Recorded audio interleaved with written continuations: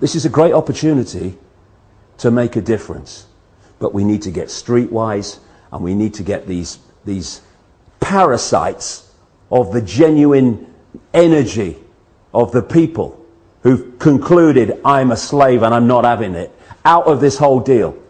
Because if we don't, they'll take it over and they'll do what every other one has done when it seems like some change is taking place. Look at Obama. Change, I stand for change. No, you don't. You stand for business as usual, and then some, as we've seen. It's just a word. Real change happens in changing real lives, not in spouting the fricking syllables change or change. One syllable, two syllable, one syllable. It doesn't bloody matter, does it? Because when Obama says it, it could be 50 bloody syllables. Nothing's going to change for the better. Because he ain't there to do that. So we have to do it. Come on, let's go. Hello, I've found myself in a studio with a camera. So I thought I'd take the opportunity, I'm here in Sydney, Australia, to just throw in my thoughts and my, 20 years of research now, into this whole phenomenon that's unfolding as I speak, called the Occupy movement. Came out of Wall Street, of course. And it's a great thing. It's fantastic that people are waking up to the point where they're saying, I'm a slave, and I ain't having it anymore. That's the great Rubicon that needs crossing so we can do something about this. The reason I'm just going to put this information out, people make of it what they will, is there's another agenda going on here too. And if the genuine response to this grotesque enslavement of humanity in terms of finance and in terms of so many other things is going to be challenged effectively, then people need to get streetwise to what this other agenda is. And also the fundamentals of what we're dealing with. So I'm going to take it in stages. First of all, the fundamentals of what we're dealing with.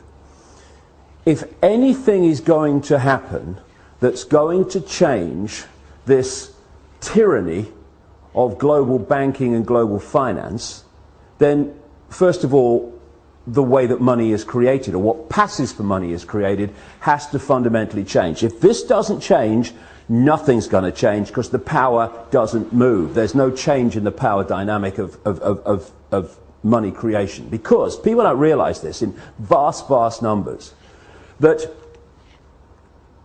when you ask the question, how is money created, where does money come from, people have this kind of feeling, well, it's the government's in it. No. Overwhelmingly, massively overwhelmingly, it is not the government's. It is private banks, which, if you do the research, owned by the same people under different names, the same network under different names. Private banks are creating what we call money out of fresh, bloody air, and then charging us interest on it. And it works like this. If you go into a bank and you borrow $50,000, what does the bank do? Does it move precious metal anywhere? I mean, what does it do? What it does is it types into your account $50,000. And from that moment, you start paying interest on $50,000 that has never, does not, and will never exist. Fresh air, theoretical money called credit. This has been allowed to happen because, again, when you do the research, the same networks that control governments and therefore pass legislation to do with banking are the same networks that control the banks and the banking system. Therefore, laws have been passed called fractional reserve lending that allow banks to lend at least, and my goodness, it's at least 10 times what they have on deposit. So when you put $1 in a bank, that bank can now lend 9/10 that it does not have. Fresh air, figures on a screen. Not only that, you borrow $50,000 from a bank. What does it do? It types into your account $50,000. Okay, now you're paying interest on it. But You take $10,000 and you say, I'm going to buy that car, and you give $10,000 to the guy who owns the car to buy the car off him. Now the guy who's received your $10,000 that was created out of nothing in the original $50,000 now goes and deposits the 10 grand in his own bank. Now that bank can lend 10 times the 10 grand that was created out of nothing in the first place. This is what's going on. And then if you follow one loan, $50,000 or whatever, you follow that through the banking system, and that one loan allows the banking system as a whole to create phenomenal amounts of non-existent money we call credit from that original non-existent credit loan. This is how the banking system, ladies and gentlemen, have taken the world over. Why wouldn't it when they can do that? And there's another little scam here. All written in on purpose, cold, calculated. When you go into a bank and you borrow $50,000, the bank creates, even in this theoretical, ludicrous way, $50,000. But you're not paying back $50,000, you're paying back $50,000 plus interest. The interest is never created, even as credit, which means a simple fact. At any point in time, coldly calculated, designed to be, there is never anything like enough units of exchange, money, in circulation to pay back all the principal on the debt and all the interest on the outstanding debt. Therefore, people losing their homes, losing their businesses, losing goodness knows what else that they've worked for, is built into the system. Now, when you have a boom and there's an expansion of this non-existent, ludicrous money called credit, then Peter pays Paul hides to a large extent the fact that we're in this situation where the outstanding debt cannot be paid back or even nearly paid back plus interest because there isn't the units exchange to do it. But when you go into a recession or a depression and there is a contraction of those ludicrous units of exchange in circulation, then it becomes blatantly obvious that there's not enough units of exchange to pay back all the interest on the debt and all the principal, and that's why you get this explosion, which we've got now, of people losing their homes, losing their businesses, losing their land, their farms, etc. And all these tent cities that are appearing around the world. And so we have a system where the private banks, in the end controlled by the same network, not least around the house of Rothschild and others, the Rockefellers too, in America, have been given this level of power to create money and dictate completely, beyond governments, global finance. And that's why they're able to create booms and busts at will. That's why when they want to create a bust and a depression, which they have now, what do? They refuse to issue the same amounts of ludicrous credit units of exchange. And what do we call it? Oh, the banks have got a credit crunch. A credit crunch, what's that? It's suppressing the amount of money in circulation, so by definition creating this situation we're in. The whole money system has been designed from its creation to be a system of human enslavement and human control and human suppression. So first of all, any occupying protests around the world on the agenda has to be the end of private banks being able to create money out of fresh air on a computer screen and charge interest on it. Now here's a question. Why are governments, they're the government after all, don't they make the laws? I heard somewhere they did. Why are they not creating their own currency interest-free and circulating it interest-free? Therefore, it does the job it's supposed to do, which is to be a unit of exchange to overcome the limitations of barter. Why? I've said it already. Because the same networks that control the banks control the governments. And so the governments do not pass legislation saying, well, what are we borrowing fresh air money from the banks for, plus interest, and making the people have to pay in taxation all that stuff back. All we got to do is create our own money interest-free, because you see, at the moment, the very unit of exchange which allows economic activity to happen is created at the very start as a debt by people borrowing money from banks, called credit. It's a debt from the start, the very unit of exchange in the world. It's crazy, it's insane. Number two, that has got to go. No more governments, and we need to redefine what we see as government too. No government borrows money at interest from private banks. Ludicrous. Then there's another thing. Like I say, whether we have a boom or a bust is decided by this very banking system, because they have what they call an economic cycle. It's total corruption and total manipulation. First of all, they put lots of units of exchange out, credit. Oh, you know, you earn 2 and 6 a week? Okay, have this £500,000 house. Yes, here's the money, take it. And they put lots of units of exchange in circulation.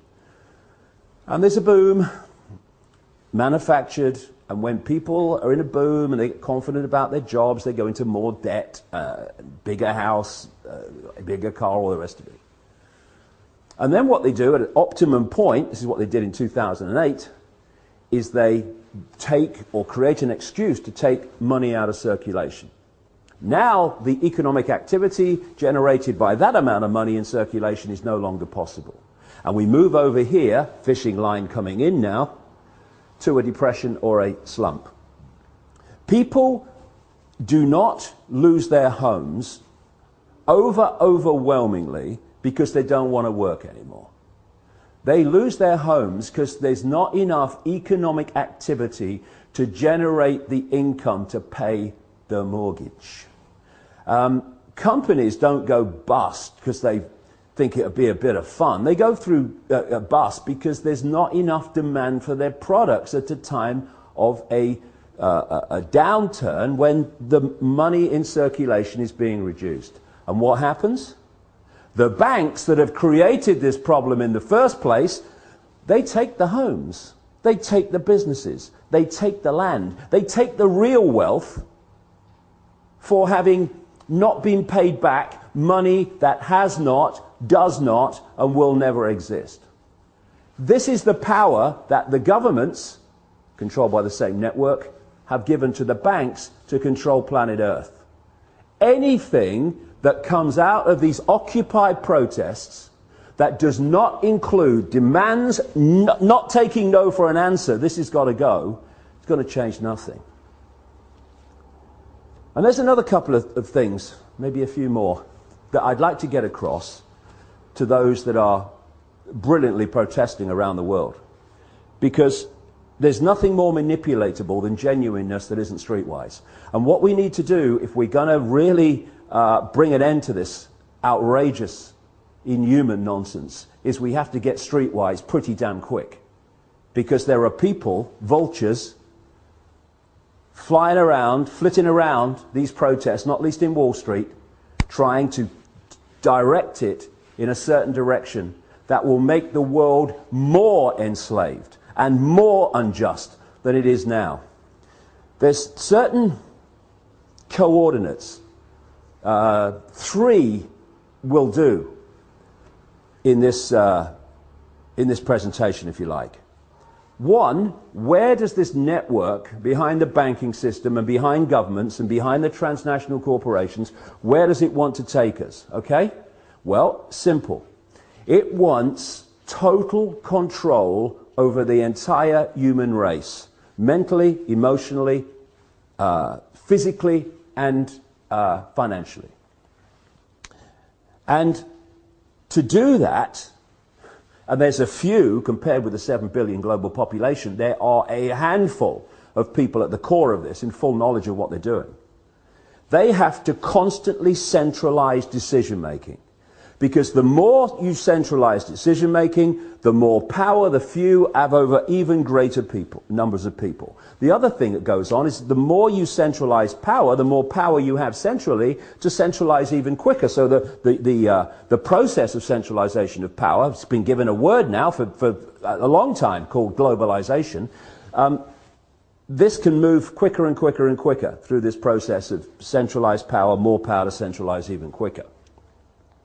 What they want to create, I've been writing about this now for nearly 20 years, is they want a world government that would dictate all laws, apart from a few local things. All the major laws will be dictated by this world government, just as the European Union dictatorship now dictates something like 75% of the laws that are passed in Britain.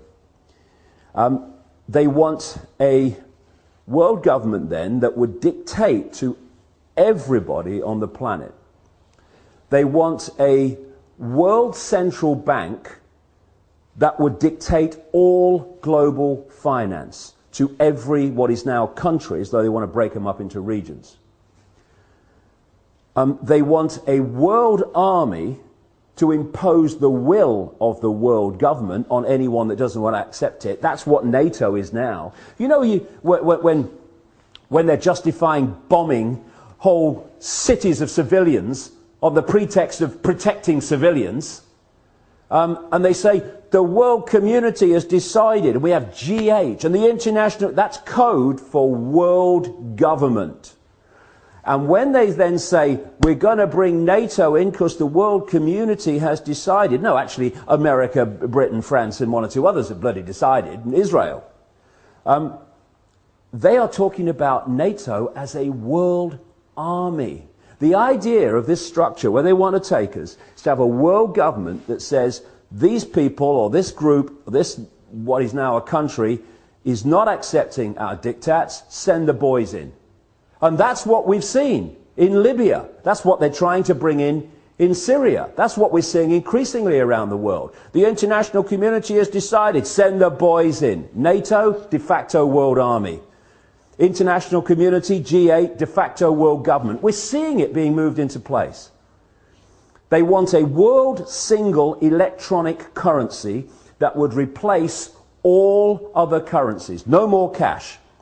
So now you go into a shop or something, you hand over electronic money, a credit card. The computer says, no, won't accept your card. You least now, still, although it's going out of circulation at an extraordinary rate, you can still say, okay, I'll pay cash. What about when there's no cash and that computer says no to your credit card or your microchip as it's designed to be eventually? That's deciding if you purchase or not. It's all about control.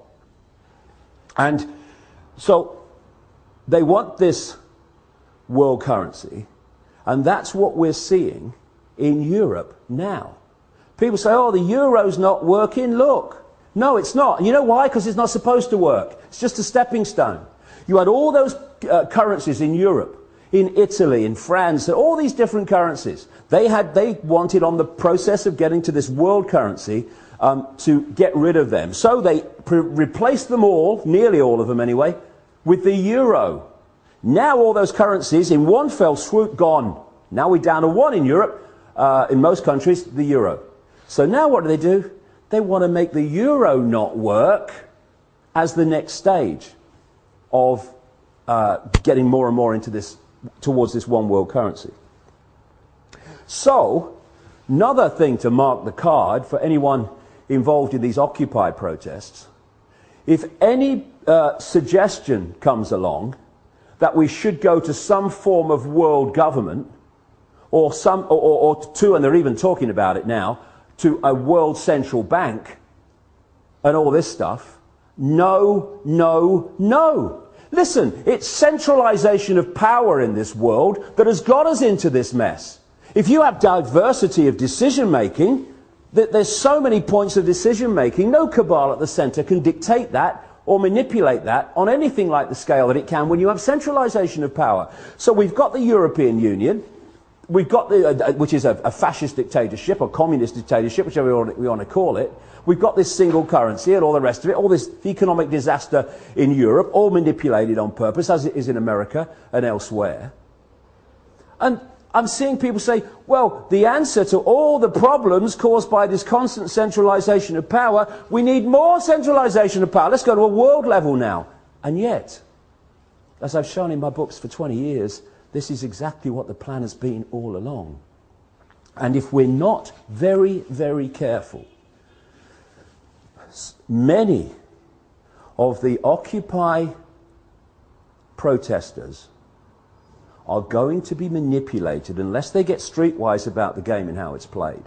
They are going to get manipulated into accepting, even demanding, a solution to a problem that is going to make the problem even worse and the enslavement of humanity even more extreme.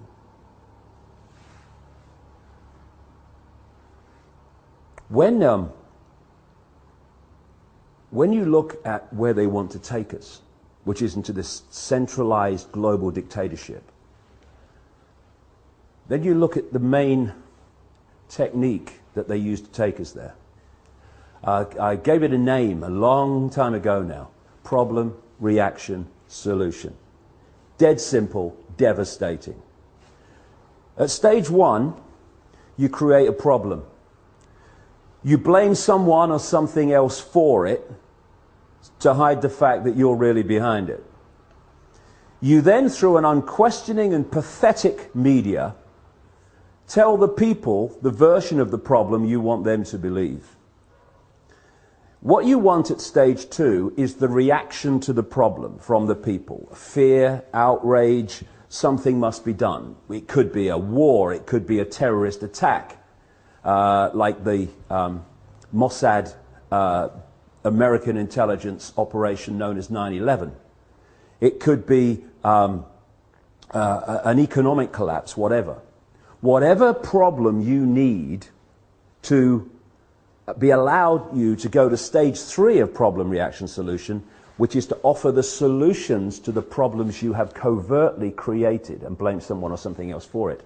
And those solutions are constantly advancing your agenda to this centralized global dictatorship that I'm talking about. So when you crash the global economy, and when you're moving trillions and trillions of dollars around the world economy every day, as this network is, you decide if it goes up or down. Nobody else does, you do.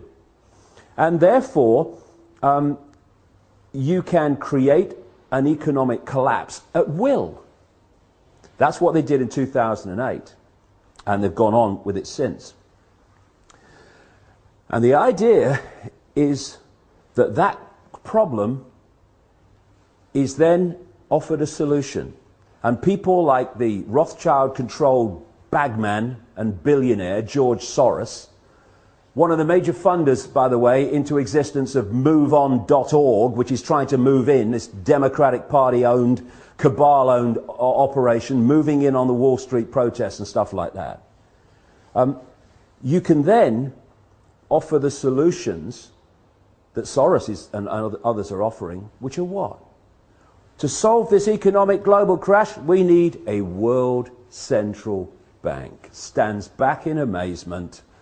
I'm shocked. Knock me down with a feather and I shall swoon. It's so blatant, it's so callable, it's an open book once you do the research and you realize where this is going. And so, it's so vital as we've reached this point, this cusp where so many people have gone through or are going through this process now, where they're saying, I'm a slave and I'm not having it. And then they go to the next stage, which is what we're starting to see. It's so important that they don't allow themselves to be pawns, genuine pawns, unknowing pawns, but pawns all the same, in a manipulation that then takes us on to the next stage of an even greater financial and human enslavement than we've had up to this point. Because this is a vital area. It's vital not to get focused and obsessed with corporations and banks and all that stuff. It's about control. It's about human control. And the form it takes doesn't matter to these people. They just want the form that brings most control. Now, in the process of doing this, they've reached a point where the control has been going on through a banking system, private banking system, controlled by these families and their networks, and through corporations controlled by the same families and these networks. I mean, I keep seeing people say, we must have an end to capitalism. We don't have capitalism. We have cartelism. It's like J.D. Rockefeller said, competition is a sin. We have an oil cartel, a pharmaceutical cartel, a biotech cartel, on and on it goes. And these are the cartels of these families. This is how they control and dictate at this point. But they want to go to the ultimate level of human control, where they don't have corporations, so we know them anymore. And so if we can get caught in, yeah, get rid of the corporations, I'm all for that. But the question is, to be replaced by what? And this is the structure they want. They want the world government, the world central bank, the world currency, the world army to implement the will of the world government, and then they want the world government ministries. Read 1984. George Orwell, real name Eric Blair, wasn't coming from his imagination. He had access to the projected agenda through the Fabian Society. Exactly the same Fabian Society that Aldous Huxley was a member of, and thus had the inside knowledge to write a prophetic novel called Brave New World. They were coming from knowledge of what the projection was. Huxley, it seems, supporting it, and Orwell not supporting it, trying to expose it. But it's still the same source of where it came from. This has been going on for so long. What they want is the world government and then the World Ministry of Oil, which would take over all the oil corporations, all the oil infrastructure, all the oil finance, everything. They want a world ministry of health that would take over all the pharmaceuticals and encompass what is now the World Health Organization, a Rockefeller Rothschild creation, by the way. They want a world ministry of trade that would encompass the World Trade Organization and dictate global trade from a central point. A world ministry of this, a world ministry of biotech, and all the rest of it. And so they want to absorb the corporations as they are now into these ministries for the ultimate global dictatorship. And the same people behind the banking system now and the corporations now will be controlling the world government and the ministries. But the same thing, but it will go on to a much higher level and a much more coordinated level of human control. So, they will want people, protesters against the outrageous injustices and grotesque actions and behavior of the corporations, to call for the end of the corporations, call for the end of the banks. Yes, fine. But we have to dictate what replaces them. Diversity, diversity, diversity from the center. Control that people have of their own lives in their own communities, not what they want. And what I have to say, speaking now, I'm seeing happening around the world in these protests, having the cabal you were protesting against dictating what this stuff is replaced by. If we go there, more and more centralization of power, we'll live in a global fascist state within 10 years. Our children and grandchildren will live a lifetime bloody nightmare. Or we can go this way and saying we want power from the center to people in their communities. So no central cabal can dictate the lives of everyone in a country or a state, never mind everybody on the bloody planet. And one final thing.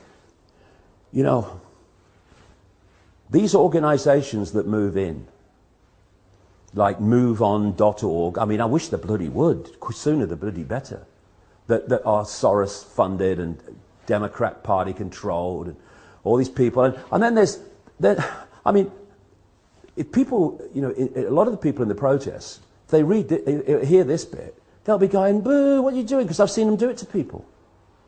global warming caused by humans is a bloody giant hoax. It's been created to justify dramatic changes in society and control in society to advance this very agenda I'm talking about. Because if you're playing problem, reaction, solution, and you want, therefore, to present global change, you've got to generate global problems to which you can offer global solutions. Climate change. Everyone's affected. We need global laws. What's international law, by the way? Oh, international law. International law is law that everyone on the planet is supposed to obey. This is the world government international law coming into place.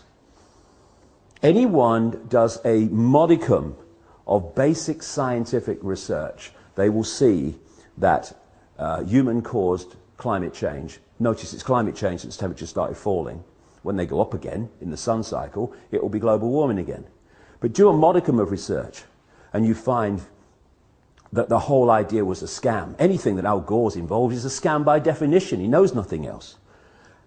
And yet, we're having these organizations like, was it 350.org? And these others, oh yes, we must have climate change legislation. Yes, come on, build me prison a bit more. Give me some carbon tax. Let's have it, high five. Because that's the way we've got to solve the problem. The way we solve the problem, we take our freaking minds back and stop having them dictated by other people. You must believe this, you must believe that. And I, you know, again, this might upset a few people, but you know I don't care. When I see around some of these protests, someone on a microphone speaking the words and then everyone repeats the sentence, then he says another sentence and everyone repeats the sentence, and we want freedom. People say to me, oh yeah, but that's giving everyone a voice. No, it's not. It's giving them the right to repeat what he's saying. It's not giving them a voice. It's turning them into groupthink, which is how we got into this mess. Individual think, unique think. That is what will get us out of it. Breaking out of these patterns of collective response and behavior. So, I'm not interested in 350.org. Take your bloody nonsense about climate bloody change and go somewhere else. We're trying to bring about real change here, not selling another aspect of a global agenda. And move on .org and everyone like you, you got to do your bloody work somewhere else. Take your Soros money somewhere else. This is going to be a revolution that's going to make a difference. It's going to be a revolution of people, not organizations, not cooperating with their own enslavement, individually, and yes, together, collectively. This is a great opportunity to make a difference. But we need to get streetwise, and we need to get these parasites of the genuine energy of the people who've concluded, I'm a slave and I'm not having it, out of this whole deal. Because if we don't, they'll take it over and they'll do what every other one has done when it seems like some change is taking place. Look at Obama. Change, I stand for change. No, you don't. You stand for business as usual and then some, as we've seen. It's just a word. Real change happens in changing real lives, not in spouting the fricking syllables change or change. One syllable, two syllable, one syllable. It doesn't bloody matter, does it? Because when Obama says it, it could be 50 bloody syllables. Nothing's going to change for the better. Because he ain't there to do that. So we have to do it. Come on, let's go.